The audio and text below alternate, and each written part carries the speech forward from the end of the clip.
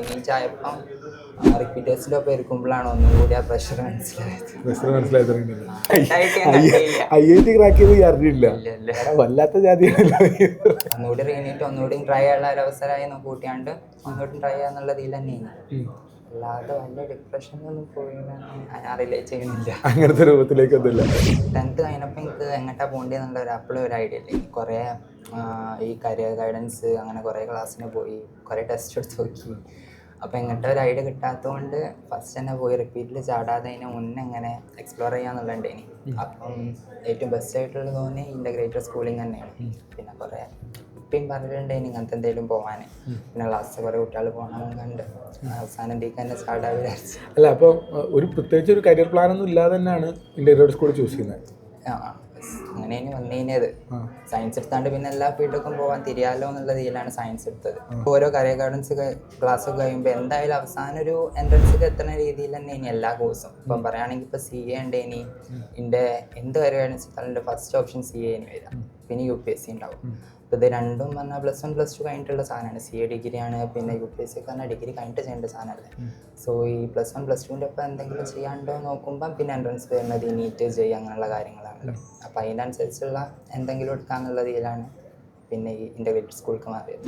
സ്കൂളിൽ second batch തുടങ്ങി 2 ആഴ്ച കഴിഞ്ഞിട്ടാണ് സ്കൂളിൽ കയറിയത് തന്നെ. അപ്പോഴേ എനിക്ക് സിസ്റ്റം മനസ്സിലായത് ഇവിടെ എങ്ങനെയാണ് ഈവൻ ടാബ് വരെ കിട്ടുന്നുണ്ട്. എനിക്ക് ടാബ് കൈ കിട്ടിയപ്പോഴാണ് മനസ്സിലായത്.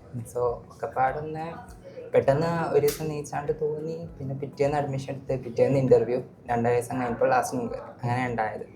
അപ്പോൾ സിസ്റ്റമൊക്കെ എനിക്കാണ്ട് ഡൈജസ്റ്റ് ചെയ്യാൻ കുറച്ച് ടൈം എടുത്തു, ബട്ട് അടിപൊളിയായിട്ട് തന്നെ പോയി. എന്തെങ്കിലും ചലഞ്ചസ് ആയിട്ട് ഫീൽ ചെയ്തിരുന്നു? അങ്ങനെ ബുദ്ധിമുട്ട് പോലെ, വിഷമം പോലെ, ചെയ്യാൻ പറ്റാത്ത അങ്ങനെ എന്തെങ്കിലും സിറ്റുവേഷൻസ് ഉണ്ടായിരുന്നു? അതെനിക്ക് തോന്നുന്നു ഒന്നുകൂടിയും വീട്ടിലുണ്ടായപ്പോഴേ ഇനി അങ്ങനെ ഹോസ്റ്റലിൽ കയറിയപ്പോൾ എല്ലാവരും ഒപ്പം കൂടെ ഉണ്ടാവുമ്പം ആ ഫ്ലോയിലാണ്ട് പോയതൊന്നും.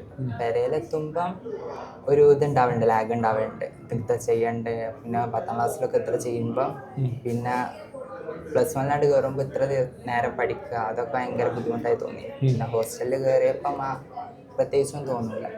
ആ ഫ്ലോൻ്റെ അനുസരിച്ച് ഫ്രണ്ട്സ് എല്ലാവരും ഉണ്ടാകുമ്പോൾ അങ്ങനെ പോയി. പിന്നെ വലിയ ബുദ്ധിമുട്ടാണെന്നും ഉണ്ടായിട്ട്. അത് ബുദ്ധിമുട്ടല്ലാത്തതുകൊണ്ടാണോ നീ അങ്ങനെ ഫേസ് ചെയ്യാത്ത സാധനത്തിലാണ്? എനിക്കറിയില്ല, ഞാൻ അത്ര ചിന്തിക്കില്ലാത്ത ഡീപ്പായി പോകലില്ല. ചെയ്യാനുള്ളൊരു കാര്യമാകുമ്പോൾ ചെയ്തു പോകാന്നുള്ളതിൽ മുന്നോട്ട് പോകില്ല. പിന്നെ ഒന്നുകൂടിയും തോന്നിയത് സ്കൂളിലുണ്ടാകുമ്പോൾ ഒന്നുകൂടിയും ഈസിയായി. പിന്നെ രണ്ടാമത് ഈ റീനീച്ചായപ്പം റിപ്പീറ്റേഴ്സിൻ്റെ ഒപ്പം ഇരിക്കുമ്പോഴാണ് ഒന്നും കൂടി ആ പ്രഷർ മനസ്സിലായത്. മെയ് 12 ഉച്ചയ്ക്കാണ് ഇങ്ങനെ നീറ്റ് ക്യാൻസൽ ആയി എന്നുള്ള കാര്യം അറിഞ്ഞപ്പോൾ ഉണ്ടായിരുന്ന ഇമോഷൻ എന്തായിരുന്നു? ഒന്നുകൂടി ബെറ്റർ അടുത്ത നീറ്റിൽ ചെയ്യാന്നുള്ളത് തന്നെയാണ്. പിന്നെ അങ്ങനെ ഉണ്ടായിട്ടുള്ളൂ. എല്ലാവരും പറയേണ്ട എൻജോയ്മെൻറ്റിലൊക്കെ എനിക്കൊന്നും ഉണ്ടായിട്ടില്ല. എനിക്ക് ഉറങ്ങി നീച്ചതേ ഓർമ്മയുള്ളപ്പോൾ റീനീറ്റും ആയി. പിന്നെ പെട്ടെന്ന് അങ്ങോട്ട് ഹോസ്റ്റലിലേക്ക് മാറാമെന്നും പറഞ്ഞു. പിന്നെ അതിൻ്റെ ബാക്കിലും പോയി.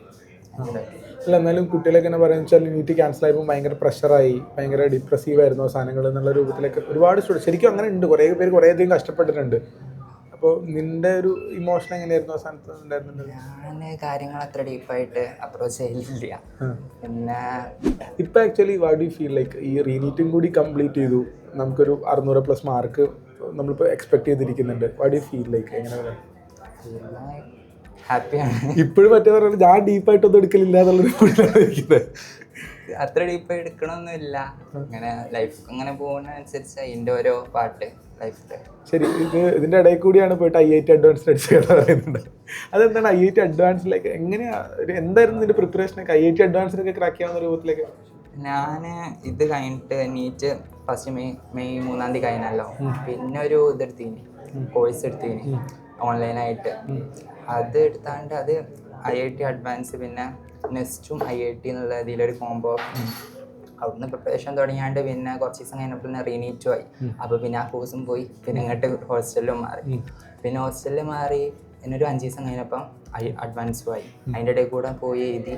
ഒരു ദിവസം ഇങ്ങോട്ട് തന്നെ വന്ന്. റിസൾട്ട് എന്നാ വരുമെന്നൊന്നും എനിക്കറിയില്ല. പിന്നെ കുറേ കാലം കഴിഞ്ഞ് റിസൾട്ട് ഒന്നും അതിൻ്റെ ഇടയിൽ വന്നാണ്. പിന്നെ ജോസൻ്റെ കൗൺസിലിംഗ് തുടങ്ങി. അപ്പോൾ ഈ കൗൺസിലിങ്ങിന് കൊടുക്കാൻ അടുത്ത് നോക്കുമ്പോഴാണ് ഈ റാങ്കും മാർക്കും കൊടുക്കാൻ. ഞാൻ സീരിയസ്ലി ചോദിക്കാം കേട്ടോ. അപ്പോൾ നീ ഇപ്പോൾ ഇങ്ങനെ പറയുന്നുണ്ട്, നീ ഇങ്ങനത്തെ വരുന്ന ഇപ്പോൾ നീറ്റ് ക്യാൻസൽ ആയത് അല്ലെങ്കിൽ പരീക്ഷയിൽ മാർക്ക് കുറയുന്നത്, ഇങ്ങനത്തെ കാര്യങ്ങളൊന്നും ഡീപ്പറായിട്ട് എടുക്കാറില്ല എന്നുള്ള രൂപത്തിൽ ഇങ്ങനെ പറയും. So what makes you go forward? എന്താ നിന്നെ കൊണ്ടുപോയിട്ടുള്ളത്? ഇതൊരു ഹരാണ്. ഇങ്ങനെ നമ്മൾ ഓരോ ചലഞ്ചിലിടുക. മെയിനായിട്ട് പ്രഷർ, നമ്മൾ നേരെ പ്രഷർ ഇടാൻ അറിയില്ല. എൻ്റെ വീട്ടിൽ പറയുകയാണെങ്കിൽ എൻ്റെ അമ്മ ഇപ്പം അതിന് മാത്രം പ്രഷർ ഇടില്ല, അങ്ങനെയൊന്നുമില്ല. വിളിച്ചാണെങ്കിൽ തന്നെ ഞാൻ ഏത് എക്സാം എഴുതാൻ പോവുകയാണെങ്കിൽ ആ എക്സാം എഴുതാൻ തന്നെ ആൾക്കാരുണ്ടാവും. പിന്നെ ഞാൻ ഒറ്റയ്ക്ക് തന്നെ പ്രഷർ ഇടും, ആ പ്രഷറിൽ തന്നെ പോയി എഴുതും. അങ്ങനൊക്കെ തന്നെയാണ് ഇതൊരു ഹരായിട്ട് എടുക്കാം. അങ്ങനെ ഞാൻ ഒന്നുകൂടി റിപ്പീറ്റേഴ്സിൻ്റെ ഒപ്പം എടുക്കാൻ തുടങ്ങിയപ്പം അവിടെ റാങ്കിൻ്റെ ഡ്രോപ്പൊക്കെ വരുമ്പോൾ അങ്ങനെയുള്ളതാണ്. സ്കൂളിൽ നമുക്കിപ്പോൾ എത്ര മാർക്ക് വന്നാൽ ഒരു സർട്ടൺ റാങ്കിൻ്റെ ഉള്ളിൽ നമ്മളുണ്ടാവും. പിന്നെ റിപ്പീറ്റേഴ്സിനുള്ളിൽ പോകുമ്പോഴാണ് ചിലപ്പം ഫസ്റ്റ് പേജ് ഉണ്ടാവുകയാണെങ്കിൽ ചിലപ്പോൾ അടുത്ത എക്സാമിന് മൂന്നാമത്തെ പേജിലൊക്കെ കാരണം. ആക്ച്വലി നിൻ്റെതായിട്ടുള്ള വഴിയിലൂടെ നീ മുന്നോട്ട് പോകാന്നുള്ളതാണ് എനിക്ക് തോന്നുന്ന ഒരു കാര്യം.